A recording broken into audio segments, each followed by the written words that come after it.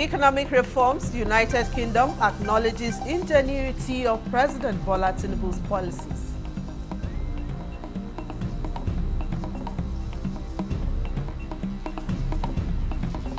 Revenue Mobilization Allocation and Fiscal Commission announces plans to review allocation formula among 3 tiers of government. Plus, respite comes the way of Bauchi-Gombe road users after federal government intervention.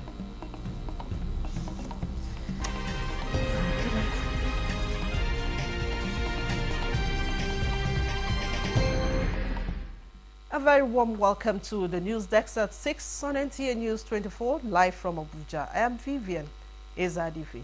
Let's start by telling you that President Bola Tinubu has arrived in Japan for the 2025 Tokyo International Conference on African Development, TICAD. After a stopover in Dubai, the Nigerian presidential flight 001 landed at the Hanade International Airport, Tokyo, at about 1 a.m. local time, Tuesday morning, Japanese time. The Nigerian leader was received by Ambassador Hideo Musabara, Japanese ambassador in charge of TICAD.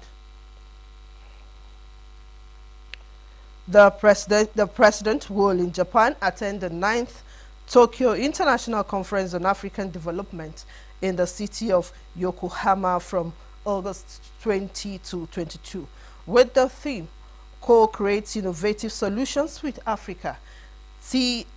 TICAD 9 will focus on Africa's economic transformation and improvements in the business environment and institutions through private investments and innovation. We'll bring you details of the report in our subsequent bulletin. The United Kingdom says it sees a lot of positivity in the current trajectory of Nigerian economy built on the back of what it acknowledges to be difficult but necessary reforms by President Bola Tinubu. British High Commissioner to Nigeria Richard Montgomery said this during an audience with Nigeria's First Lady Oluremi Tinubu at her office in the Villa. State House correspondent Adeni Taiwo reports. It is the first formal engagement between Nigeria's First Lady Oluremi Tinubu and the British High Commissioner Richard Montgomery, along with his team.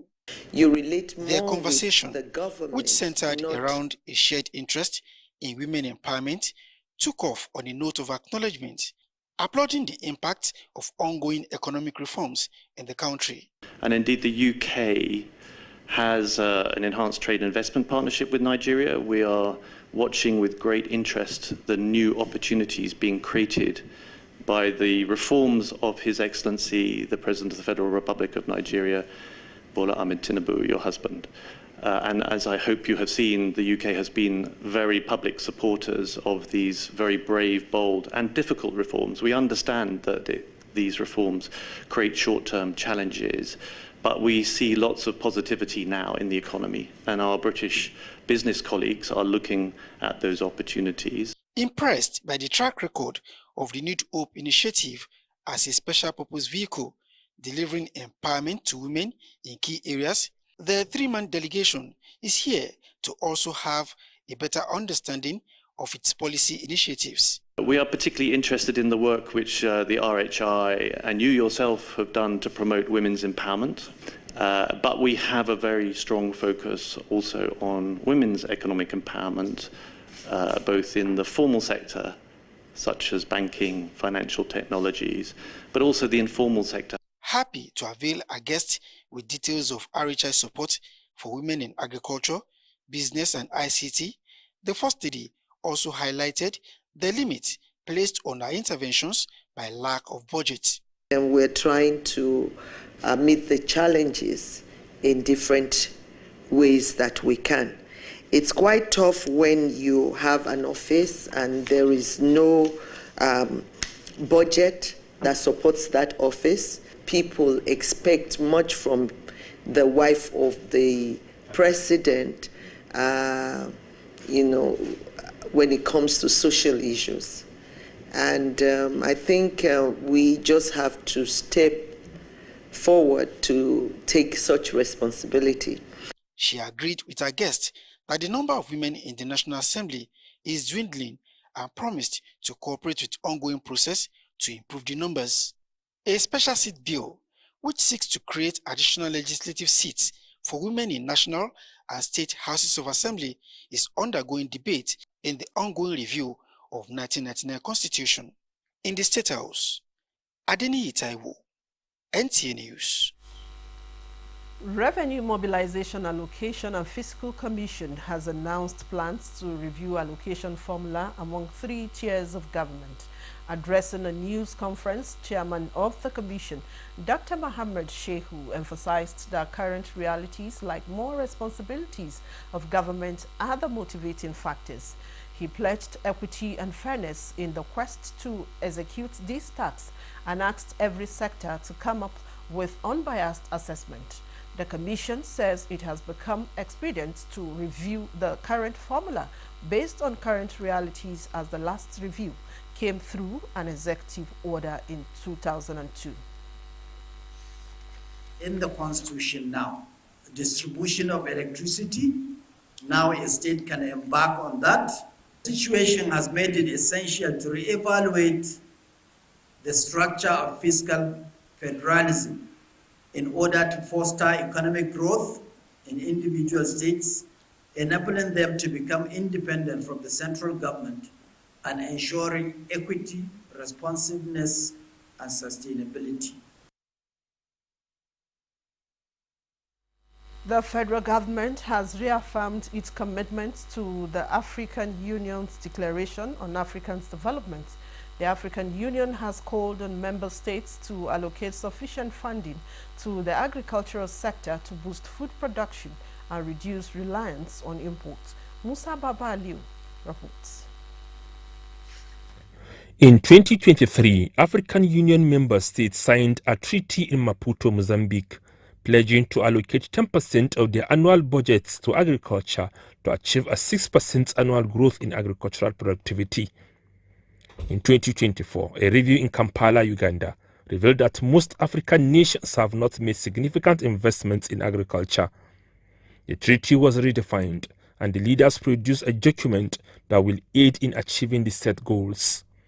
Now, key stakeholders in Nigeria's agricultural sector convened to discuss strategies for meeting the AU treaty's objectives.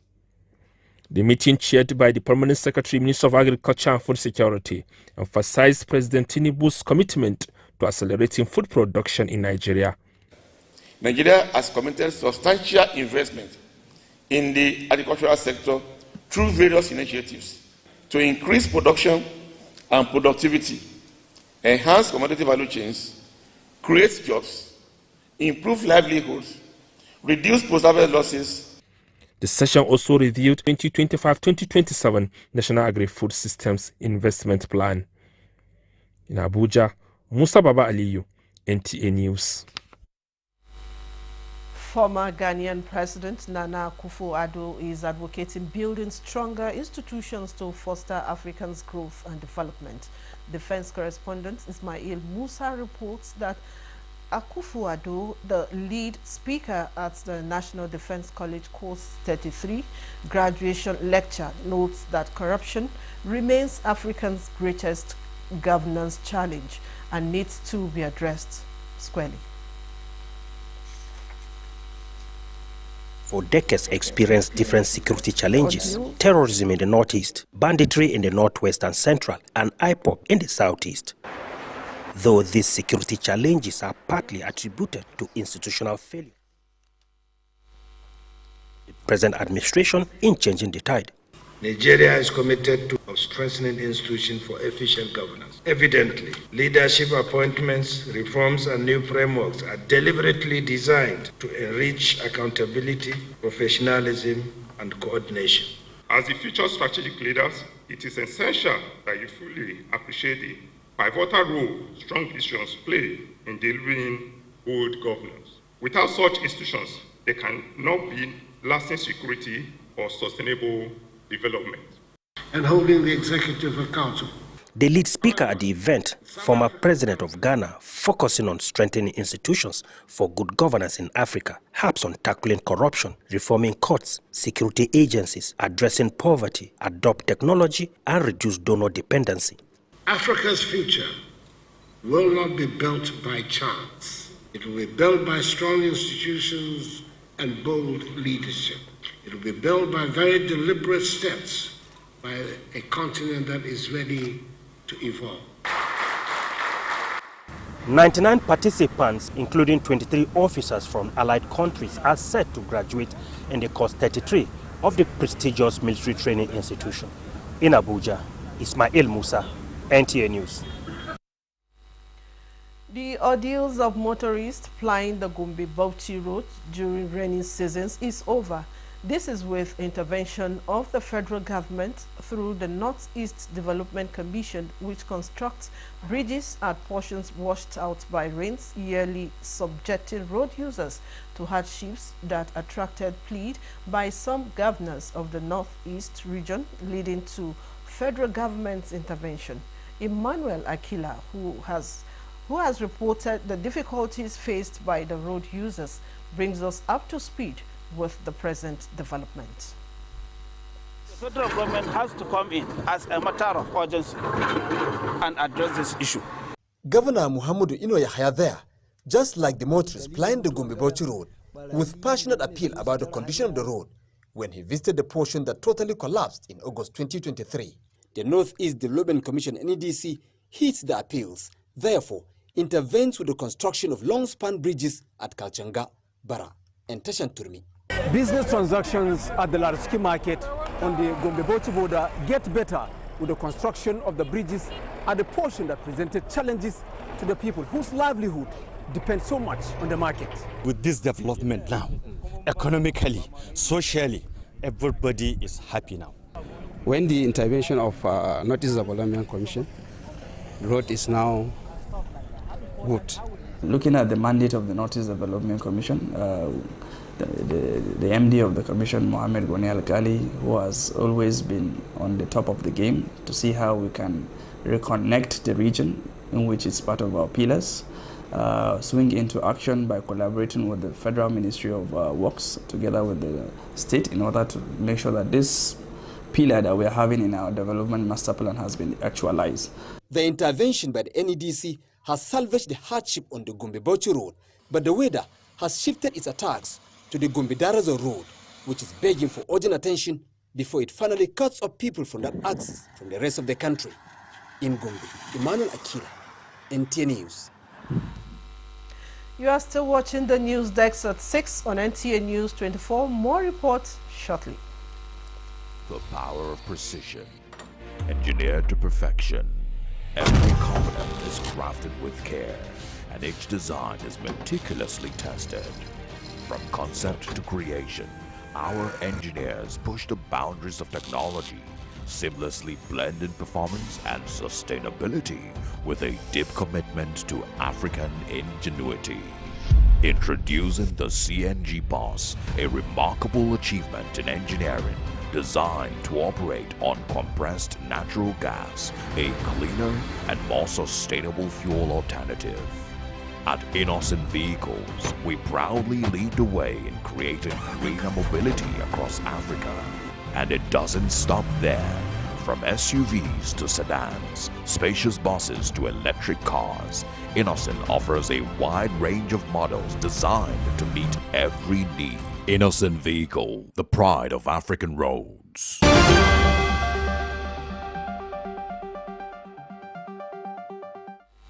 Glad to have you back. Guest on Good Morning Nigeria wants the Nigerian Correctional Service Act 2019, which remains unimplemented 5 years on, activated to prevent worsening conditions in the country's correctional centers. Lydia Sampson reports that the guests believe this will not only help address all the visible challenges in the correctional service, but go a long way in addressing security and justice concerns.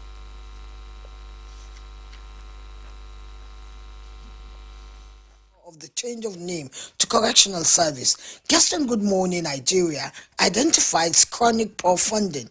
dilapidated infrastructure, maintenance, and inmate welfare as drivers fearing corruption among correctional officials and inmates. To change the narrative, they want deliberate action in prioritizing funding, equipping and retooling of correctional facilities across the country. You need funding to, and it's captured in the Act, how inmates are supposed to be conveyed to court in a motorized manner to address the issue of insecurity and timely presentation of these inmates in court. The lack of implementation of the acts should be spoken to, and hopefully the reforms will be targeted to ensure that those things are implemented appropriately. They insist that a system where officers often accept bribes for privileges while inmates face overcrowding, poor sanitation, and inadequate healthcare cannot be tolerated, with erring officers already facing their consequences. Even though there are records that the Correctional Service sent to the panel that they have been, using designated staff and address it. But you and I know that if they have proper resourcing and then there are adequate staff and around this, we would be able to achieve more. Plan their manpower and ensure that in the recruitment process, that people, the hands that they require, both in the medical and the counseling and all the other sectors, are all employed. These challenges, they caution, reflect systemic neglect, demanding urgent government action to enforce the act and restore justice in Nigerian correctional centers. In Abuja, Lydia Samson, NTA News. Meanwhile, Prison Fellowship Nigeria has opened its annual prayer week with a Thanksgiving service. Leaders of the fellowship used the occasion to advocate a stronger criminal justice system, pointing out that 60 to 70% of inmates across the country are awaiting trial. The deputy chairman of the board also pushed for voting rights for inmates, insisting that incarceration should not strip them of their citizenship. Of the opinion that elections should be extended to the prisons so that they will also have a say. People who are going to incarceration, like it or not, they will come out. If they are changed, the society is better for it. My advice to government is to give more support to the welfare and concern of the inmates. The Nigerian Institute of Training and Development is set to host its 32nd Annual Trainers Conference, a premier event for practitioners nationwide. The conference guest on Good Morning Nigeria reiterates offer insight on revamping training programs and enhancing human capital development in Nigeria. To achieve the national transformation, and technology is at the center of it. So last year we looked at digital world. Of course, everything about digital is technology. So this year we are converging again at the 32nd annual conference to look deeper into how can we harness these very important aspects of national transformation, looking at people, looking at technology to get that performance that will lead to national transformation. We'll give every practitioner in this learning and development space to converge and exchange ideas based on their experiences in the field. So naturally, when professionals in this space come together, they will bring together their experiences over the years and identify areas that might require improvements. The guest expressed optimism that effective capacity building, especially in public sectors, will fuel inclusive development and empowers workers to tackle future challenges with resilience and strategic competence, stressing that prioritizing this is paramount. If we do not reshape the minds of our youth with purpose, the world will shape them without it. Hence, the need to empower them to think, build, and lead not just to survive, but to become self-sufficient forces of change becomes imperative. Those were the words of President's Nigerian Air Force Officers' Wives Association, NAFOA, at the inauguration of the Young Achievers Club in Abuja. Defense correspondent Olajide Bello reports. As the custodians of the sky toil day and night projecting air power to ensure national security, their spouses are not only praying for their safety, but putting on the whole garment of parenting. One of such is this initiative by NAFOA leadership to embark on a journey where young ones will be nurtured, guided and inspired to dream big, work hard and be ready to take on responsibilities as leaders of tomorrow. This club is more than just a platform. It is a family where our children and youths can learn values, build skills, discover their talents, and grow in confidence.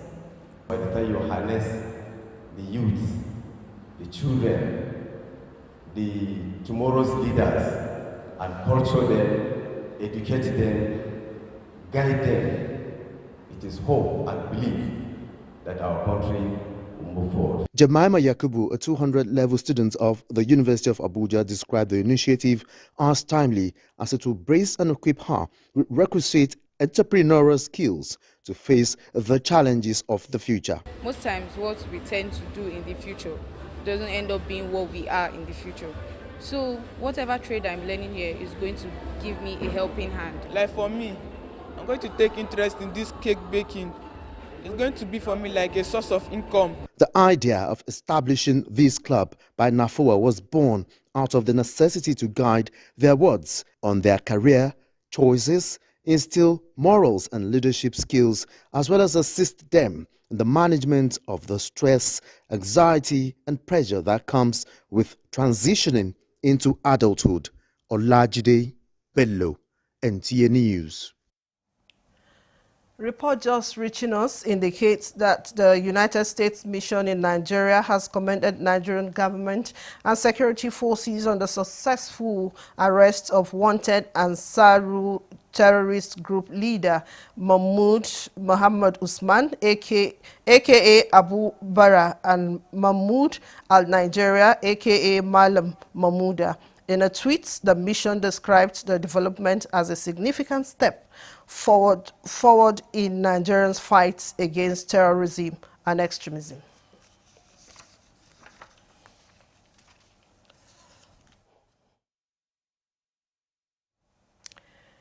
Vice President Kashim Shettima and Governor Babagana Umar Zulum were among hundreds of sympathizers at the funeral of Muhammad Madu Manga held in Maiduguri.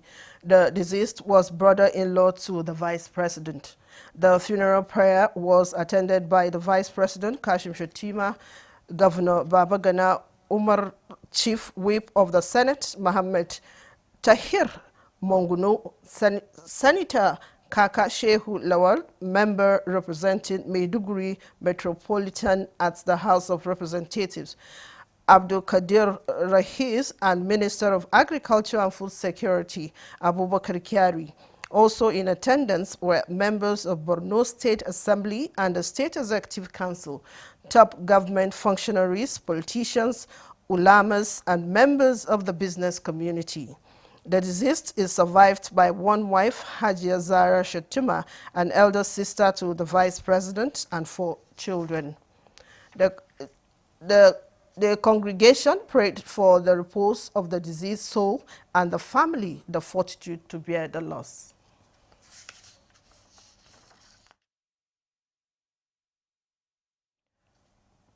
The Kogi State government's regret to announce the passing of the father of the executive governor of Kogi State, late Alhaji Ahmed Momosani Ododo, who returned to his crater a few hours ago at the age of 83. A statement by Kingsley Femi Fanwo, Kogi State Commissioner for Information and Communications, indicates that he will be laid to rest in accordance with Islamic rites. He also prays Allah to forgive his shortcomings, accept his good deeds, and grant him Al-Jannah Firdaus, and that Allah grants the governor, his family, and the entire Ododo family the strength to bear this great loss with fortitude.